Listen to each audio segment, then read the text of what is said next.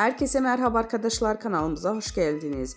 Gübse Özay'ın kıskançlık sorularına yanıtladığı açıklamalar sanal medyanı ikiye böldü. Başarılı oyuncu Gübse Özay katıldığı bir programda yöneltilen kıskançlık sorularına verdiği yanıtlar magazin gündeminde mərkəzində yerleşti. Özay'ın samimi ve net ifadeleri kısa sürede sosyal medyada geniş yankı uyandırdı. Ünlü oyuncu eşinin kişisel anlamına saygı duyduğunu vurgulayarak şu ifadeleri kullandı. Kocam alyans takmak zorunda değil. En yakın arkadaşı karşı cinsten olabilir. Telefon şifresini benimle paylaşmak zorunda değil. Sosyal medyada benimle fotoğraf ya da hikaye paylaşmaması da sorun olmaz. Gübse Özay'ın bu sözleri kısa sürede sosyal medya kullanıcılarını ikiye böldü.